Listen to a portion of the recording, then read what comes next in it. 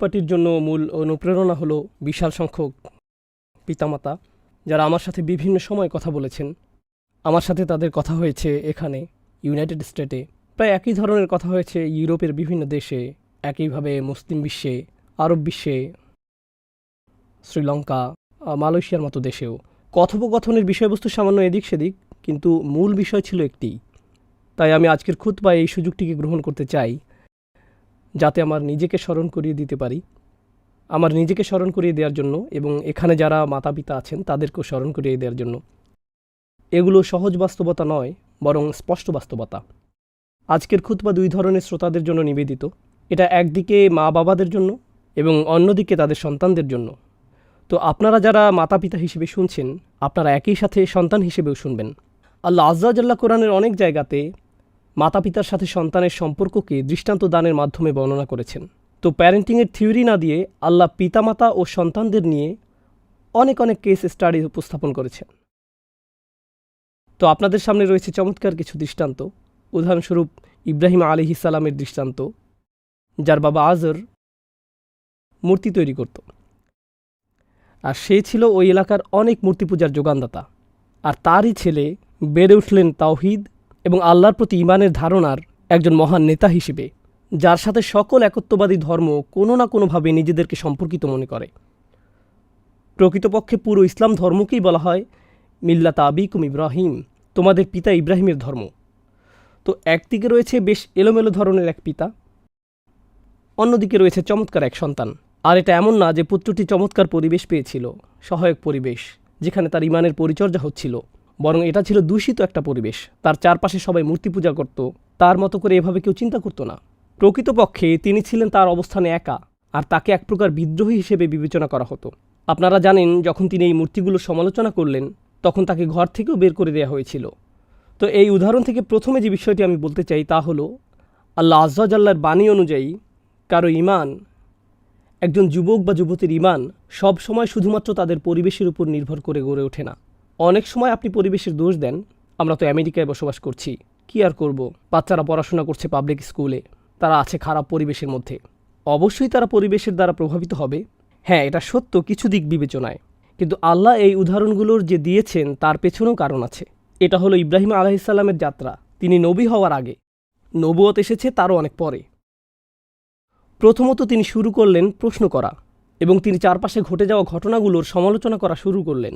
এটা থেকে যা বোঝা যায় তা হলো, আল্লাহ আজ্জা জাল্লা মানবজাতির প্রত্যেককেই ক্ষমতা দিয়েছেন নিজে নিজে চিন্তা করার। তাদের পরিবেশ যাই হোক না কেন, যে পরিস্থিতি, যে সমাজের অংশই তারা হোক না কেন, যদি তারা সিদ্ধান্ত নেয় অন্য সবাইকে অনুসরণ করার এবং নিজে চিন্তা না করার, সেই দায়ভার তাদের নিজেদের।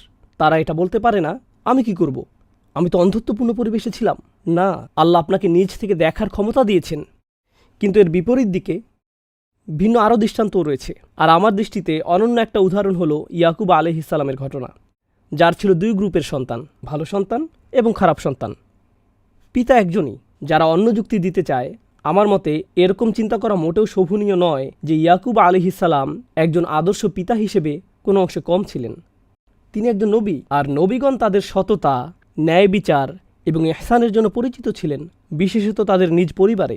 তো এটা মনে করা আমাদের অনুচিত যে তিনি ভালো বাবা ছিলেন ইউসুফ এবং বিনিয়ামিনের জন্য, আর অন্য সন্তানদের জন্য তিনি এতটা ভালো বাবা ছিলেন না। এ কথা মোটেও যুক্তিসঙ্গত কথা নয়।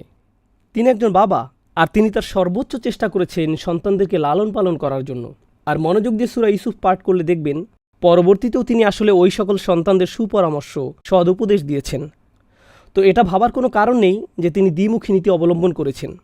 আমি যা বলতে চাচ্ছি, তিনি একজন বাবা হিসেবে, একজন গৃহকর্তা হিসেবে তার সাধ্যমতো সব কিছু করেছিলেন তার সন্তানদেরকে ভালো পরিবেশ এবং ভালো শিক্ষা দেওয়ার জন্য। কিন্তু তারপরেও ফলাফল আসলো সম্পূর্ণ ভিন্ন। তাদের ব্যবধান ছিল দুই মেরুর মতো। আর যে কারণে এটা আরও ইন্টারেস্টিং হয়েছে তা হলো, ইউসুফ আলাইহিস সালাম খুব অল্প বয়সে তার কাছ থেকে আলাদা হয়েছিলেন। তিনি পিতার পরিচর্যা পেলেন না। যখন সমাজে বেড়ে উঠতে লাগলেন, যখন যৌবনে পদার্পণ করলেন, আমরা জানি আল্লাহ আজ্জা জাল্লা তাকে সৃষ্টি করেছিলেন অনেক সুন্দর করে।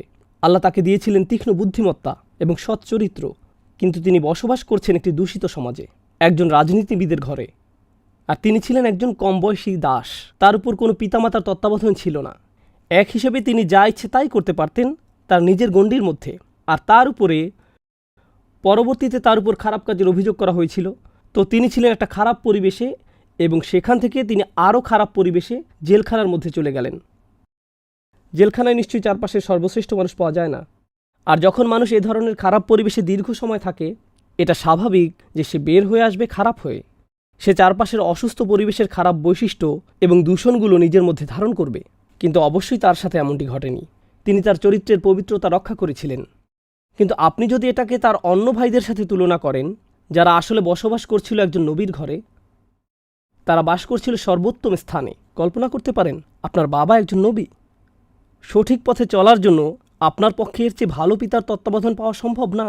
আর তারপরেও ওনার ভাইয়েরা ষড়যন্ত্র করেছে, মিথ্যা বলেছে, গীবত করেছে, আর তারা এটা করেছে অনেক বছর ধরে। তাদের বাবার প্রতিও তাদের আচরণ ছিল অসম্মানজনক, যদিও বাবার মধ্যে কোনো ত্রুটি ছিল না। তো এই পর্যন্ত আমি যে বিষয়টি বোঝাতে চেয়েছি তা হলো, একদিকে ছিল এমন বাবা যার কোনো অবদানই ছিল না, যেমন আজরের ক্ষেত্রে সে কিছুই করেনি, কিন্তু ফলাফল এসেছে চমৎকার, ইব্রাহিম আলাইহিসসালাম।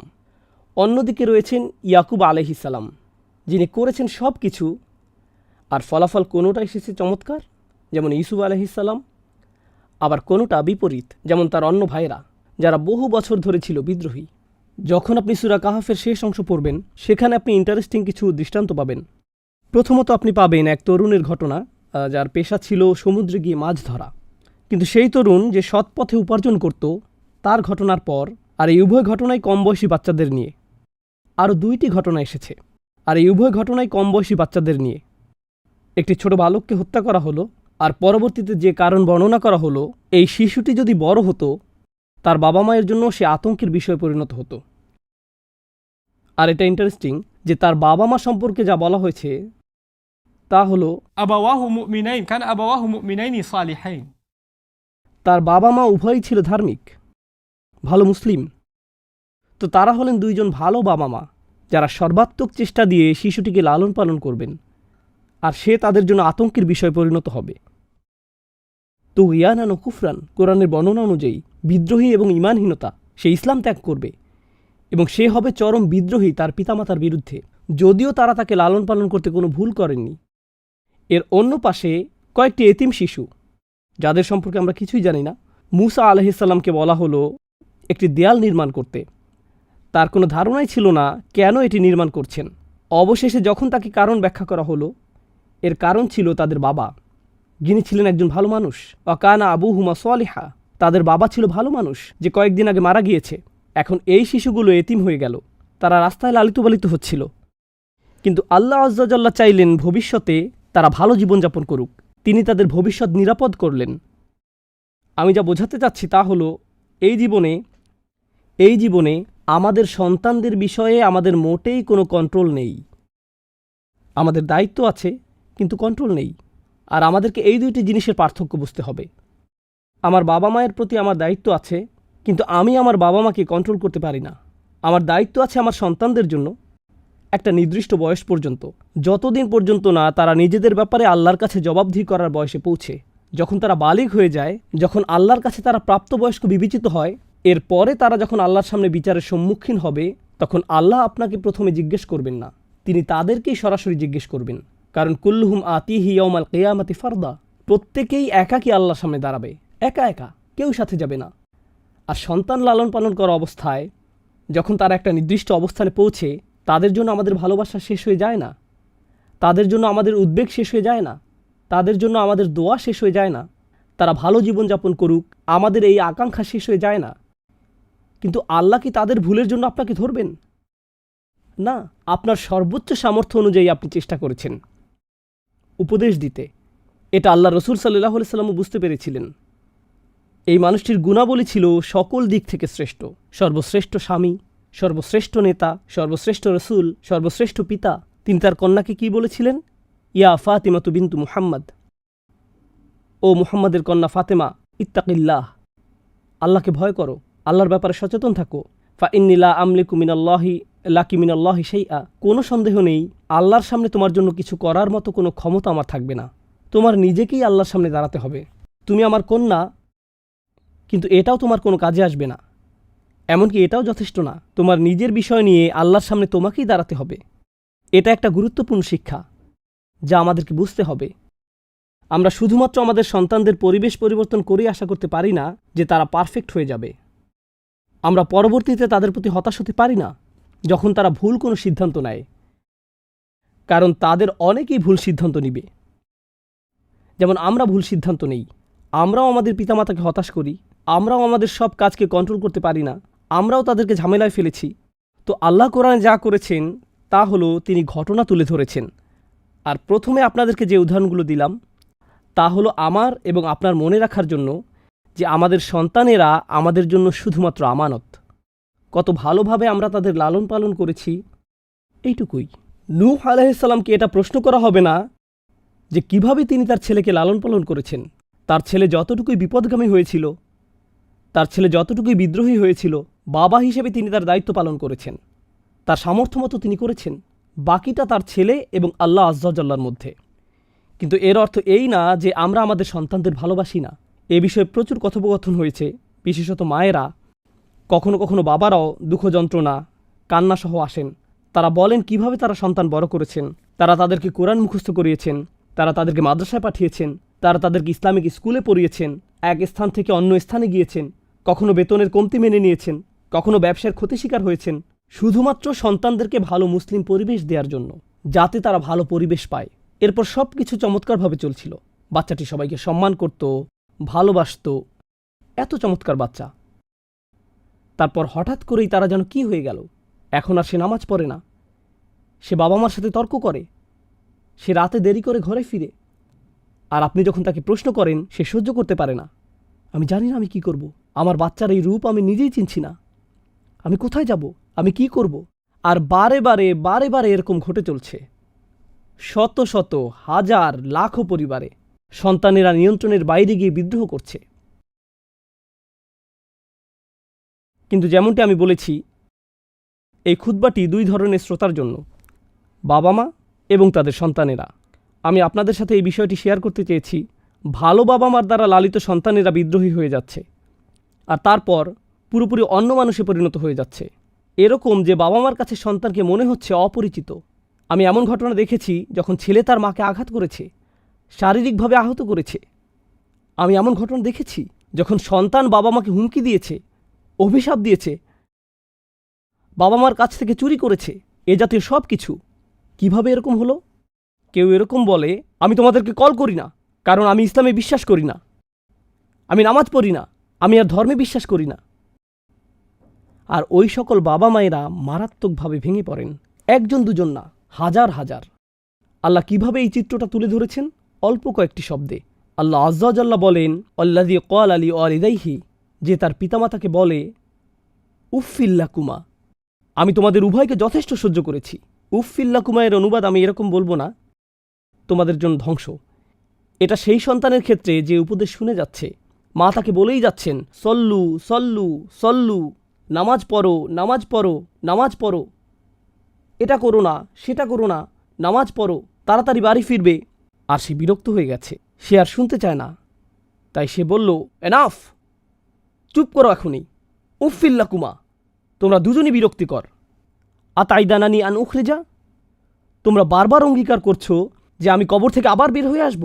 অকাদ খলাতিল কুরুনি মিন কবলি, কত মানুষ আগে মারা গেছে কিন্তু কেউ ফিরে আসেনি। জান্নাত জাহান্নামের এই ইচ্ছা বাদ দাও, আমাকে জীবন উপভোগ করতে দাও। আমি জীবন উপভোগ করতে চাই, আমি সুখী হতে চাই। তোমরা কেন বারে বারে আমাকে এগুলো বলছো? ওকে ফাইন, যদি আমাকে জাহান্নামে জ্বলতে হয় তাতে তোমাদের কি? এরপর জোরে দরজা বন্ধ করে চলে যায়। এই হলো চিত্র। এটা নতুন কিছু না, এরকম ঘটে আসছে হাজার হাজার বছর ধরে। আর পিতামাতারা কি করেন? অহুমাইয়াস্তাগিসানিল্লাহ, তারা প্রার্থনা করছেন, মা গভীর রাতে কান্না করছেন, চোখে পানি নিয়ে প্রার্থনা করছেন, ও আল্লাহ, আমার সন্তান, আমার ছেলে, আমার মেয়ে, আমি কি করব? মেয়েটা হিজাব পরত, কুরআন মুখস্থ করত, এখন সে সম্পূর্ণ ভিন্ন মানুষ হয়ে গেছে। আমি জানি না সে কোন দিকে যাচ্ছে, কোথায় সে যাচ্ছে, কার সাথে মিশছে। আমি তার রুমে মাদক পেয়েছি, তার শরীর থেকে মদের গন্ধ আসে। ও আল্লাহ, আমি কি করব? ইস্তেগিসানিল্লাহ, ইস্তেগাসা অর্থ বৃষ্টি না হওয়ার কারণে যখন কোনো এলাকার মানুষ নিরুপায় হয়ে যায়, খরার কারণে মানুষ মারা যেতে থাকে, তখন মানুষদের নিরুপায় হয়ে আল্লাহর কাছে অলৌকিক বৃষ্টির জন্য প্রার্থনা করা। হুমা ইয়াস্তাগীসানিল্লাহ, অর্থাৎ বাবা মা আল্লাহর কাছে অলৌকিক সাহায্যের জন্য প্রার্থনা করছেন, তাদেরকে পরিবর্তন করে দিন, এজন্য আমাকে সাহায্য করুন। আর তারপর তারা এই ছেলেকে বলেন, ওয়াইলাকা আমিন, তোমার প্রতি অভিশাপ, ঈমান আনো। বাবা মাও বিরক্ত হয়ে গেছেন, তারা আর কোমল উপদেশ দিয়ে যেতে পারছেন না। কোমল কথার জন্য ওয়াইল শব্দটি ব্যবহৃত হয় না, এটা আসলে জাহান্নামের নিকৃষ্ট একটি জায়গার নাম। কিন্তু এটা ছাড়াও আরবি সাহিত্যে ওয়াইল ব্যবহৃত হয় কারো বিরুদ্ধে মারাত্মক অভিশাপ দেওয়ার জন্য। আর যখন তারা বলে ওয়াইলাকা, তোমার প্রতি অভিশাপ, কেন তারা এটা বলছেন? এই সন্তানটি, তাদের সবচেয়ে ভালোবাসার এই সন্তানটি যাকে তারা বড় করেছেন, এত ত্যাগ স্বীকার করেছেন, এত যত্নের মাধ্যমে, যাকে আপনি সবচেয়ে বেশি ভালোবাসেন, সে আপনাকে সবচেয়ে বেশি যন্ত্রণা দিতে পারে। যে এই পর্যায়ে তার জন্য দোয়া করার পরিবর্তে সবচেয়ে কুৎসিত শব্দটিও বাবা মার মুখ থেকে বেরিয়ে আসছে। এমনকি বাবা মাও হতাশার কারণে অত্যন্ত জঘন্য জিনিস বলতে বাধ্য হচ্ছেন। অনেক মা এমনটা করেছেন, অনেক বাবা এমনটা করেছেন। উত্তপ্ত বাক্য বিনিময়ের মাঝখানে তারা খুবই জঘন্য কিছু বলে ফেলেছেন। কোরআন এটা সংরক্ষণ করেছে। ওয়াইলাকা আমিন, ঈমান আনো। ঈমান আনছো না কেন? কেন অন্য সাধারণ মানুষের মতো হতে পারো না? কেন ইউসুফের মতো হতে পারো না? তুমি এমন হলে কিভাবে? লক্ষণীয় বিষয় হলো, আল্লাহ বাস্তবতাকে শুধুমাত্র আইডিয়ালিস্টিকভাবে তুলে না ধরে তিনি এটা তুলে ধরেছেন প্রায়োগিকভাবে, যেভাবে বিষয়গুলো আসলেই ঘটে থাকে। সন্তানটি ফিরে তাকায় এবং বলে, ফায়াকুলু মা হাযা ইল্লা সাতিরুল আউয়ালিন, এগুলো আগের দিনের গল্প ছাড়া আর কিছু না। তোমরা চুপ করবে? আগের দিনের এই গল্প শোনানো বন্ধ করবে? মা কোরআনের কোনো আয়াত পাঠ করে শোনালেন, অথবা তাকে কোনো নবীর ঘটনা শোনালেন, অথবা তাকে একটি হাদিস শোনালেন, সে বলে, এই পুরনো জিনিসগুলো তোমার কাছে রাখতে পারো না? আমার এগুলোর প্রয়োজন নেই, থ্যাংক ইউ ভেরি মাচ। আমার এগুলোর কোনোটারই প্রয়োজন নেই, এই কিচ্ছা কাহিনী তোমার কাছেই রাখো। আর এমন কাউকে শোনাও যার শোনার ধৈর্য আছে। মা হাযা ইল্লা আসাতিরুল আউয়ালিন। আপনাদের কেউ কেউ যারা শুনছেন, আপনারা এই ধরনের ঘটনার সম্মুখীন হয়েছেন। আপনাদের কেউ কেউ এরকম মারাত্মক অবস্থায় জীবন অতিবাহিত করছেন। যখনই ছেলে ঘরে আসে, বাবা মা এবং সন্তানের মাঝে তর্ক শুরু হয়ে যায়। আমার প্রথম পরামর্শ সন্তানদের প্রতি, যখন আপনি এমন করছেন, আপনি মনে করছেন আপনি যুদ্ধ করছেন আপনার সুখের জন্য, অথবা আপনি মনে করছেন আপনি আছেন এমন আলাদা ধরনের অবস্থায় যে কেউ আপনাকে ঠিকমতো বুঝতে পারছে না, আর আপনি আপনার বাবা মার বিরুদ্ধে যে অপরাধ করেছেন, এটা ছোট কোনো বিষয় নয়, এটা ছোট অপরাধ নয়। উলাইকাল্লাযীনা হাক্কা আলাইহিমুল কওল, এরা সেই সকল মানুষ যাদের প্রতি বাণী অর্থাৎ শাস্তির রায়, সেই সকল সন্তান সত্যিকার অর্থে শাস্তির যোগ্য হয়ে গেছে। ফি উমামিন কদ খলাত মিন কবলিহিম মিনাল জিন্নি ওয়াল ইনস, একই ঘটনা ঘটে এসেছে মানুষ এবং জিনদের সকল জাতির ক্ষেত্রে।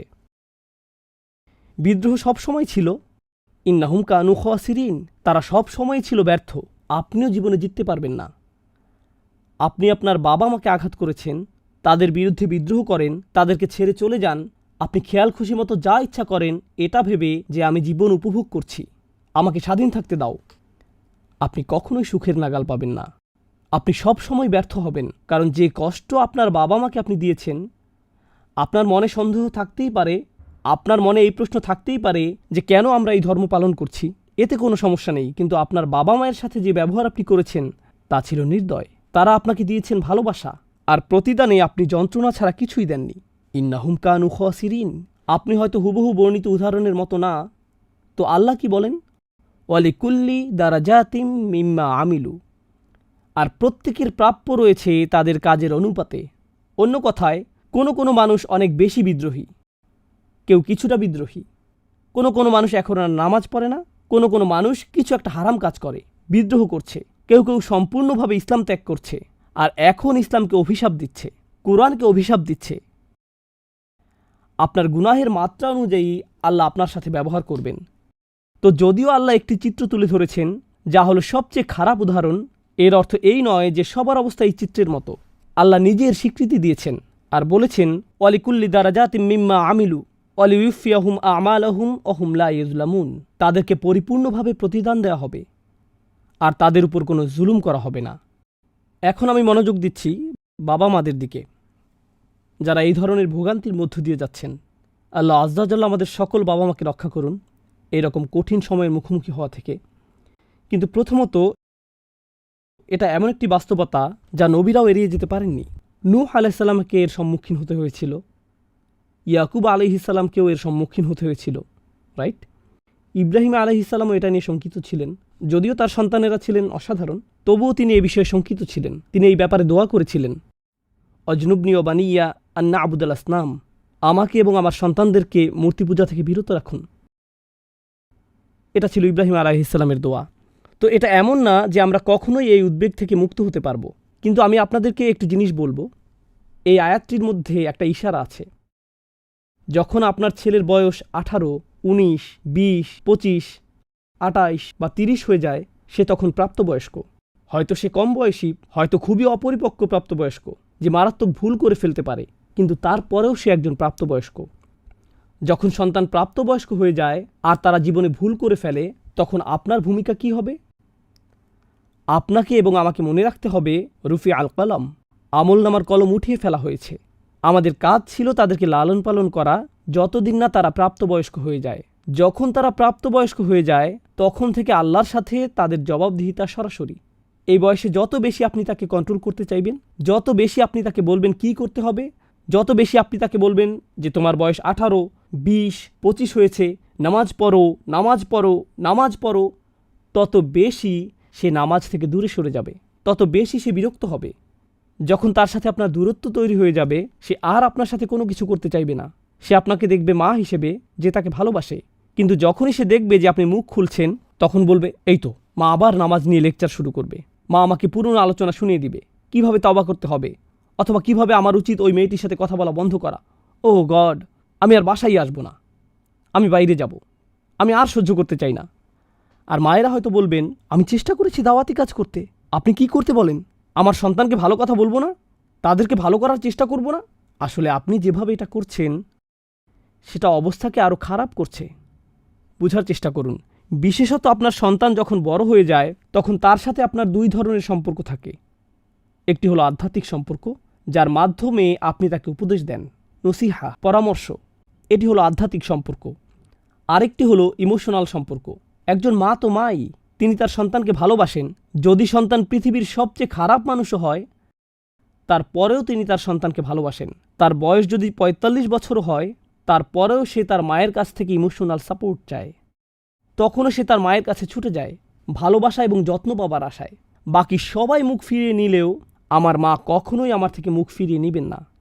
এই দুইটি জিনিস, আধ্যাত্মিক পথ নির্দেশক হিসেবে আপনার ভূমিকা এবং একজন মা বা বাবা হিসেবে আপনার ভূমিকা, এগুলো দুইটি আলাদা জিনিস। আর কখনো কখনো যখন আমাদের সন্তানেরা বিদ্রোহ করে এবং আল্লাহর থেকে দূরে সরে যায়, তখন তারা চায় না যে আপনি দ্বীনের দাওয়াত দেন, তারা চায় না যে আপনি তাদেরকে আধ্যাত্মিক পরামর্শ দেন। তারা চায় যে এই অবস্থায় আপনি শুধু মা হিসেবেই থাকেন, শুধু খাবার রান্না করে দিন, কিছু সময়ের জন্য দ্বীনের কথা বন্ধ রাখুন, সম্পর্কটা টিকিয়ে রাখুন। কারণ আপনি জানেন, গত 10 বার আপনি যখন এই প্রসঙ্গ তুলেছেন, তখন কি ঘটেছিল। বাবাকে পরামর্শ দিন, তিনি যাতে রেগে না যান। ছেলে বাসায় আসে প্রতি মাসে একবার, আর এই সময়টুকুতে বাবা বলে দিলেন, এতদিন পর তোমার আসার সময় হলো। আর ছেলে বলল, এই জন্যই আমি আসি না, কারণ আপনি এভাবে কথা বলেন। আর সে আবারও বের হয়ে গেল। কি পেলেন আপনি? কি পেলেন? এই জন্যই আপনি বুঝতে পারবেন, যখন ইয়াকুব আলাইহিস সালামের কাছে রক্ত মিশ্রিত জামা নিয়ে আসা হলো, আর তিনি জানতেন যে তার সন্তানেরা মিথ্যা বলছে, তিনি এটা জানতেন। তিনি বুঝতে পেরেছিলেন যে এই মুহূর্তে আমি কিছুই করতে পারবো না। তো যে শব্দগুলো তার মুখ থেকে বের হয়ে গিয়েছিল, সেই শব্দগুলো চিরকাল অনুপ্রেরণা যোগাবে যাদের প্রাপ্তবয়স্ক সন্তান তাদের কন্ট্রোলের বাইরে চলে গেছে। فصبر جميل والله المستعان على ما تصفون। আমাকে এখন দেখাতে হবে সুন্দর ধৈর্য। প্রসঙ্গত, কুৎসিত ধৈর্য বলেও একটা বিষয় আছে, কিন্তু তিনি দেখিয়েছিলেন সুন্দর ধৈর্য। তিনি মুখের হাসি ধরে রেখেছিলেন। কমপক্ষে সম্পর্কের ইমোশনাল দিকটি রক্ষা করে চলুন। কেমন আছো বাবা? ঠিকমতো খাওয়া দাওয়া করেছো তো? সব কিছু ঠিক আছে নাকি? দিনের প্রসঙ্গ আনবেন না, শুধু সম্পর্ক রক্ষা করে চলুন। কেন? আমি এটা কেন বলছি? কারণ শয়তান সেই নির্বোধ ছেলে বা মেয়েটির কাছে আসবে আর বলবে, তোমার বাবা মা তোমাকে ঘৃণা করে, তারা সব সময় তোমার সমালোচনা করে, তারা সব সময় তোমার দোষ ধরে, লেকচার দিতে থাকে। তাদের কথা ভুলে যাও, তারা তোমাকে ভালোবাসে না। যদি তারা ভালোই বাসতো তাহলে কি এভাবে কথা বলতে পারত? তখন সে চলে যাবে অনেক অনেক অনেক দূরে। মা বাবা হিসেবে এখন আপনার কাজ হলো, কাজটি সম্ভবত গভীর রাতে উঠে ডায়াপার পরিবর্তন করার চেয়েও কঠিন, এবং যখন তাদের জ্বর আসতো তখন রাত 2টার সময় হাসপাতালে নিয়ে যাওয়ার চেয়েও কঠিন। আর স্কুল জীবনে তাদের তত্ত্বাবধান করা, তাদেরকে রেডি করানো, সেই সকল ক্লান্তিকর বছর যা আপনি পার করেছেন তা ছিল আসলে সহজতর। আপনাকে এখন যা করতে বলা হবে তা অনেক বেশি কঠিন, আর তা হলো সুন্দর ধৈর্যের দৃষ্টান্ত স্থাপন করা, আর তাদেরকে উপদেশ দেওয়ার জন্য আপনি ছাড়া আর অন্য কোনো উৎস খুঁজে বের করা। হতে পারে অন্য কোনো ব্যক্তির উচিত তাদের সাথে কথা বলা। প্রসঙ্গক্রমে একটা নির্দিষ্ট বয়সে আমাদের সন্তানেরা মনে হয় যেন এমনভাবে প্রোগ্রাম করা থাকে, আর আপনিও একসময় এমন ছিলাম। আপনি যে কারো কাছ থেকে উপদেশ নিতে প্রস্তুত ছিলেন শুধুমাত্র আপনার বাবা ছাড়া। যদি এটা আপনার বাবার কাছ থেকে আসে আপনি তখন বিরক্ত হয়ে যান। তিনি মুখ খোলারও আগে আপনার মা বললেন, এই ভিডিওটি দেখো, এই শাইখের আলোচনা শোনো, এটা শোনো। ও আল্লাহ, মা আবার শুরু করেছে। মানুষ আমার কাছে আসে, তারা আমাকে বলে, জানেন আমি আপনাকে ঘৃণা করি। আমি বলি, আমার অপরাধ কি? সমস্যা আপনার না, আমার মা সব সময় আমাকে আপনার ভিডিও দেখতে বলে। দয়া করে আপনার সন্তানকে আমার ভিডিও দেখতে বাধ্য করবেন না। আমি আপনাদের বলছি, আপনি তাদেরকে আরও দূরে ঠেলে দিচ্ছেন। এটা উপকারে আসছে না। ধর্ম জোর করে খাইয়ে দেওয়ার বিষয় না। শুধুই মা বাবা হয়ে থাকুন, শুধুই বাবা মা হয়ে থাকুন। তারা যতই বিদ্রোহী হোক, এই অবস্থায় তারা আপনার কাছ থেকে অন্য কিছু চায়। তো পরবর্তী কথাগুলোর মাধ্যমে খুতবা শেষ করছি। এমনকি সূরা লোকমানেও, যেটা হলো কোরআনে প্যারেন্টিংয়ের উপর সবচেয়ে দীর্ঘ অনুচ্ছেদ, কোরআনের অন্য কোনো জায়গায় এমন বড় আকারে প্যারেন্টিং বিষয়ক বর্ণনা আসেনি। যদিও এটাও খুব বড় না, কিন্তু এটি লোকমান আলাইহিস সালামকে নিয়ে। কিন্তু দেখুন কিভাবে আল্লাহ আযজা ওয়া জাল্লা এটাকে বর্ণনা করেছেন। ওয়া ইয ক্বালা লুকমানু লিইবনিহি ওয়া হুয়া ইয়াইযুহু, এই অংশটিতে কয়েকটি শর্ত এসেছে। যেই সঠিক মুহূর্তটিতে লোকমান তার ছেলেকে বললেন, যখন তিনি তাকে পরামর্শ দেওয়ার অবস্থায় ছিলেন। অন্য কথায়, লোকমান তার ছেলেকে একটার পর একটা লেকচার দিয়ে যাননি। তিনি সঠিক সময়, সঠিক সুযোগ বেছে নিয়েছিলেন। তিনি চিন্তা করে কৌশলগত সুযোগ বের করেছেন। ইয়া বুনাইয়া লা তুশরিক বিল্লাহ, ও আমার সন্তান, আল্লাহর সাথে কাউকে শরিক করো না। তিনি তার সন্তানের উদ্দেশ্যে প্রতিনিয়ত এই লেকচার ছুড়ে দেননি। এখানে আসলে একটি হালিয়া এসেছে, ওয়া হুয়া ইয়াইযুহু, যা ইঙ্গিত করছে যে তিনি ছিলেন খুবই সুকৌশলী। যদি সুযোগ এসে যায় তাহলে ভালো, যদি না আসে তাহলে সময় নিন, ধৈর্য ধরুন। এখানে যারা বাবা মা আছেন তারা ইতিমধ্যে জানেন, ইতিমধ্যে আপনি অনেক উত্তপ্ত তর্ক বিতর্ক প্রত্যক্ষ করেছেন, অথবা চিৎকার চেঁচামেচি করে সজোরে দরজা লাগিয়ে বাইরে চলে গেছে। আপনি ইতিমধ্যে জানেন যে আপনি যদি সেই কথাগুলো আবারও শুরু করেন, একইভাবে এটার সমাপ্তি ঘটবে। এই বিষয়ে বিচক্ষণ হন, একই ফাঁদে আবারও পড়বেন না। আমি কখনোই এরকম পিতা হতে চাই না যে বলবে ওয়াইলাকা আমিন। এমন অবস্থায় পৌঁছে গিয়ে যখন আমি ধৈর্য হারিয়ে ফেলব আর অভিশাপ দেওয়া শুরু করব। আর আমি কখনোই আমার সন্তানদের থেকেও এটা শুনতে চাই না যে এই ধর্ম আগের যুগের গল্প ছাড়া আর কিছুই না। আর তারা এটা এজন্য বলছে না যে তারা ধর্মের প্রতি ঈমান হারিয়েছে, তারা এটা বলছে কারণ তারা তাদের বাবা মার উপর বিরক্ত। এটা তাদের ধৈর্যের বাইরে চলে গেছে। এই উত্তাপ, এই সংঘর্ষকে কমিয়ে আনতে হবে। আল্লাহ আযজা ওয়া জাল্লা আমাদেরকে আরও বিচক্ষণ বাবা মা এবং আরও অনুগত সন্তান হওয়ার তৌফিক দান করুন। আল্লাহ আযজা ওয়া জাল্লা বাবা মা এবং সন্তান উভয়ের হৃদয়ে আল্লাহর দ্বীনের প্রতি কোমলতা দান করুন। আর আল্লাহ আযজা ওয়া জাল্লা সেই সকল পরিবারের ভোগান্তিকে সহজ করে দিন যারা সন্তান নিয়ে সমস্যায় আছে।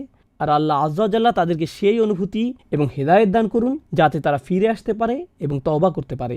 বারাকাল্লাহু লি ওয়া লাকুম ফিল কুরআনিল হাকিম।